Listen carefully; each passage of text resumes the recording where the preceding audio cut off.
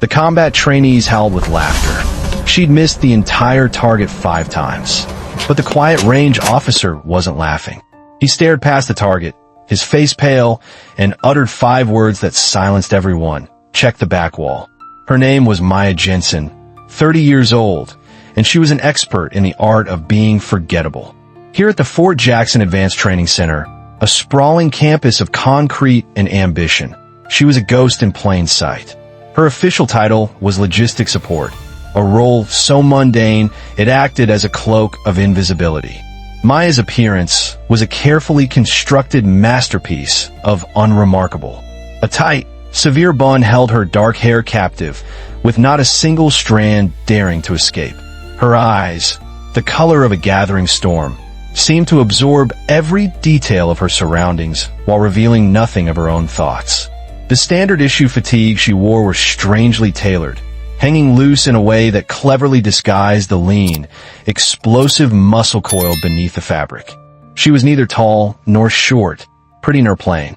She was simply present, a piece of the background scenery. The real stars of Fort Jackson were the Viper program trainees. They were the elite, the chosen few destined for the sharp end of the spear. They walked with a swagger that came from being told they were the best, their state-of-the-art gear a stark contrast to the worn, functional clothing of the support staff. They spoke in a language of acronyms and tactical jargon, their days filled with simulated combat and brutal physical conditioning. To them, Maya Jensen was less than a person. She was a function. She was the pair of hands that restocked their ammunition, the quiet presence that cleaned their rifles, the administrative echo that ensured their paperwork was filed. She was the human equivalent of the humming air conditioner, essential for their comfort, but utterly ignored. But sometimes, for those few who bothered to truly look, the illusion would flicker. In the mess hall, amidst the loud boasts and clatter of trays, Maya would sit alone. Her gaze wasn't vacant. It was active, sweeping the room with an unnerving economy of motion. She tracked the subtle shifts in group dynamics, the almost imperceptible tells in body language, a silent, constant threat assessment that was wildly out of place for a supply clerk. The most telling moments happened in the armory. While other logistics personnel handled the weapons with the cautious reluctance of someone handling a venomous snake, Maya's hands moved with an intimate, fluid grace.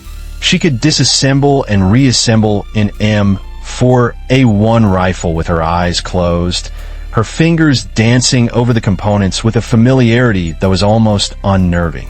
Once a young Viper, impressed, had asked her how she got so fast. Maya had simply shrugged, her storm gray eyes betraying nothing.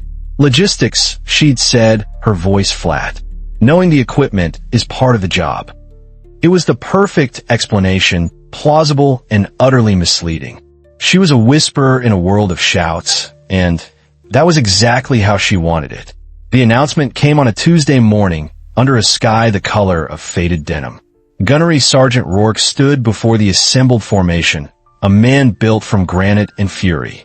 Rourke was a legend in the training cadre, known for a voice that could strip paint and a belief that respect was a currency earned only through sweat and pain. "Listen up," he barked, his voice cracking across the parade ground. His gaze swept over the confident, upright postures of the Vipers, then settled with undisguised contempt on the small cluster of logistics personnel. "It has come to my attention that some of you in support think the rules of combat don't apply to you, that you're safe behind your spreadsheets and supply crates." A ripple of cruel amusement went through the Viper trainees. They knew this script. This wasn't training, it was theater. "Today," Rourke continued, pointing a thick finger directly at Maya's section, "we're going to provide our Vipers with a valuable lesson. They will witness firsthand just how pathetic things get when your life depends on someone who's never held a weapon in anger. They will see what happens when you rely on people who only know how to count boxes." 2 hours later, they were at the firing range. The air was thick with the smell of sun-baked dust and cordite. The Vipers had already run through their drills, their performance a predictable display of arrogant competence. They now lounged by the equipment tables, their expensive, perfectly fitted combat gear a visual testament to their elite status. It looked like predators waiting for a show. In stark contrast, Maya and the other 3 members of the logistics team stood awkwardly in their worn, faded fatigues. "Jensen." Rourke's voice was a physical blow. "You're up." Maya stepped forward, her expression a perfect mask of neutral compliance. The whispers started immediately, sharp and cutting like shards of glass. "I bet she doesn't even know how to release the safety," one Viper snickered to his friend. "I'll take that," his friend replied. "My money's on her dropping the magazine. Loser has to help her clean the latrines tonight." The group chuckled. Maya gave no sign she heard them. She moved to the firing line, picked up the standard issue rifle, and began her safety checks with a mechanical, almost robotic precision. It was the perfect imitation of a nervous rookie trying to remember the steps from a manual.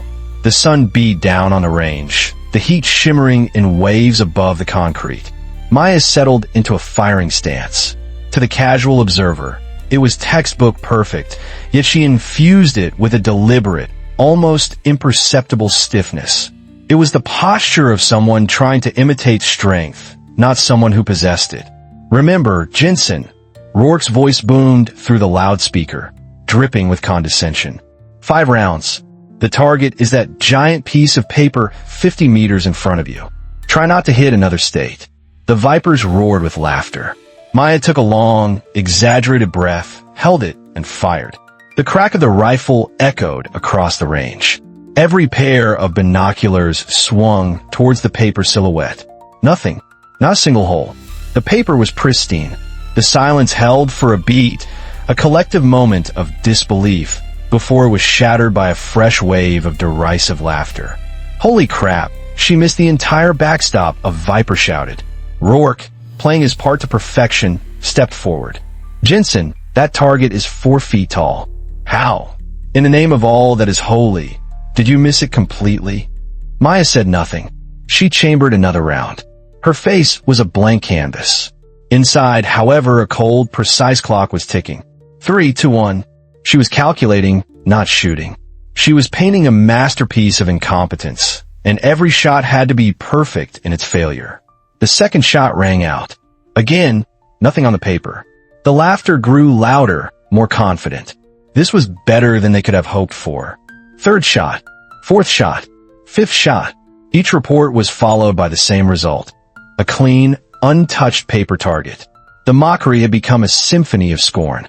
Maybe she's aiming at the clouds. Someone check if she's actually pulling the trigger. By the 5th shot, even the other logistics personnel were shaking their heads in secondhand embarrassment. Maya placed the rifle down gently, cleared it, and stepped back from the line. No frustration, no shame, just the same placid neutrality she wore when taking inventory. Rourke swaggered forward, a triumphant smirk on his face. "Well, Vipers," he announced to the crowd, "I think we've all learned a valuable lesson today about the difference between warriors and..." He gestured dismissively at Maya, support staff. The show was over. The Vipers were already turning away, their point proven, their superiority affirmed. That's when Range Master Elias Vance stepped forward. Vance was a relic from a different era. He was older, quieter, with a slight limp from a piece of shrapnel he'd taken in Desert Storm. He never spoke of his past, but his eyes, sharp and discerning, could tell the difference between a real soldier and an actor playing a part. And right now, those eyes were locked on something that made his weathered face go pale. He ignored Rourke. He ignored the laughing trainees. He walked past Maya, past the pristine paper target, his worn combat boots crunching deliberately on the gravel. He didn't stop until he reached the massive concrete back wall that was designed to stop anything and everything. The Vipers, their laughter faltering at this strange break in the script, watched in confusion. Vance raised a hand and traced a pattern on the concrete at chest height. Then he turned around. His face was a mask of awe and disbelief. He walked back to the firing line, his limp more pronounced. He stopped in front of the still smirking Rourke. Before he spoke, he keyed the radio on his shoulder. "Range control, this is Vance.